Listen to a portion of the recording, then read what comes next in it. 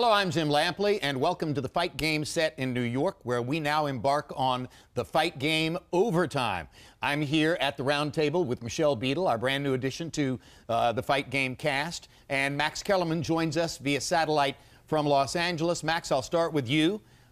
We are about 3 days removed here from Floyd Mayweather's latest business in the ring against Marcos Maidana. I'm assuming that you watched the pay-per-view telecast. Was there a single moment from beginning to end that surprised you in any way? Yeah, the end of the third round, maybe just after the bell, Maidana lands that right hand, and Floyd was hurt. His legs buckled. Now, I don't think if there was an extra 30 seconds, Maidana wins by knockout or anything, but usually Floyd takes like 3 rounds to figure out an opponent and then goes to work. In Maidana's case, in the first fight, he goes in. It took him about 6 rounds to figure out, I can't stay near this guy. I got to stay off the ropes.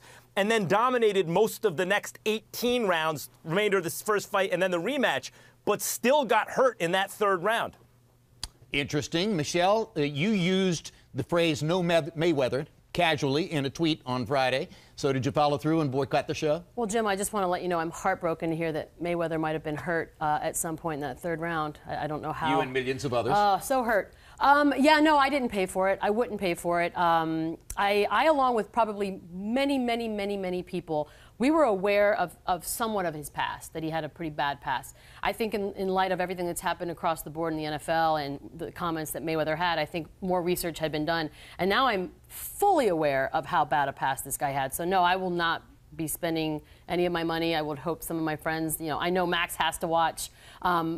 It's part of the gig, but I won't spend it. On the other hand, about a month from now, you're going to come to the StubHub Center south of Los Angeles, and you're going to see boxing's reigning knockout machine, Kazakh Gennady Golovkin, in his first Southern California appearance. Are you, like most fans, more intrigued with the knockout artist than any other kind of fighter? I think it's because it's so much more dramatic. When you have to sit there and wait for judges to ultimately come up with whatever the decision is, it's anticlimactic most of the time. And, we're human beings, so we probably don't always agree with them.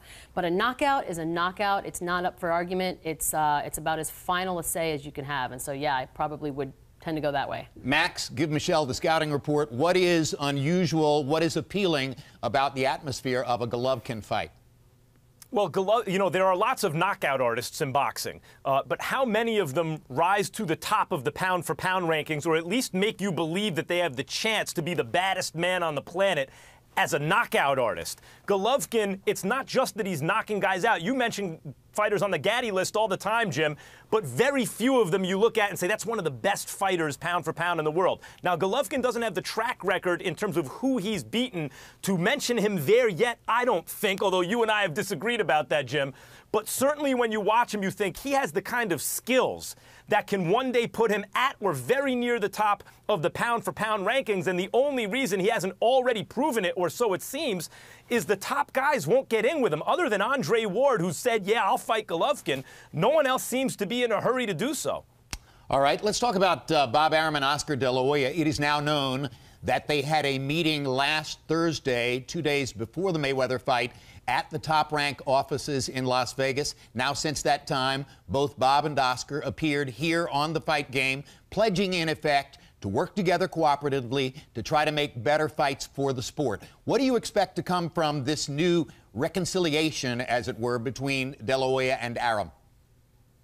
When you look at sanctioning bodies, a long time ago, many decades ago, there were 2 of them. Both WBs, I won't even say all the call letters, Jim, but oftentimes what happened is they broke into kind of de facto leagues almost, where one body had its champion and the other had its champion, and eventually you would build towards these showdowns that would be unification fights to see who really the best fighter in the world is. And then from there was further splintering, I be this and WB that, and it got to be a mess. Nowadays, between Top Rank and Golden Boy until recently, a similar dynamic occurred, and then between the 2 networks, where you have one promoter and one network's slew of stars, and then the other, and it's unclear in many instances who is the best. So if this means that we get what used to be old-fashioned unification fights, boy, that's good for boxing.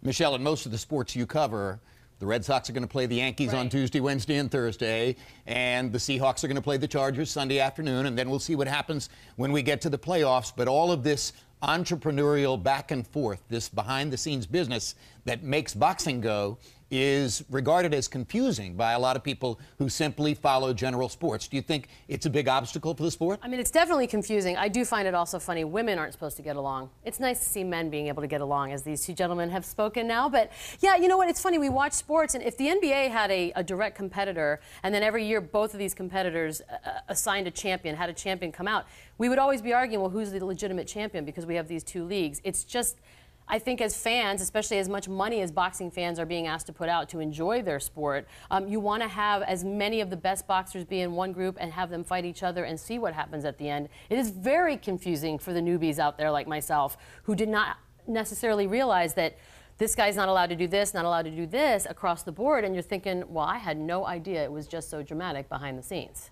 Max, another thing that bothers general sports fans in the United States is the absence of a prominent American heavyweight. In your view, can either Deontay Wilder or Bryant Jennings at some point become the dominant figure in the heavyweight division and give Americans back what they tend to believe is their birthright? Wilder, I think, maybe has more upside there, more potential there. But look, the heavyweight championship of the world is still contested between American athletes on national TV. The problem is it takes place on the blind side of the quarterback. You know, way back in the day, Jim, an average lineman in the NFL got $30,000, $40,000, $50,000 a year. If you got a title shot at Muhammad Ali, it was $1 million. So there was great incentive for large American athletes to start boxing at a young age. But nowadays, there are hundreds and hundreds of multi-million-dollar jobs in football in the NFL. And when you look at boxing, these Eastern European kids were plucked, you know, for example, the Klitschko's, at a very young age and have dedicated their entire lives to boxing. They're not 2 or 3 sport athletes who've failed at the other sports and eventually fell to boxing. Okay, I might as well try this, as is the case with most top American heavyweights. So the short answer, that's the long answer. The short answer is, at the moment, I don't see the American heavyweight who can become the next long-reigning, dominant champion, but maybe Wilder is the closest thing. All right. Thanks very much for your time, Max. Michelle, welcome again to TFG, and thanks very much for your time as well. That'll do it for this edition of TFG Overtime.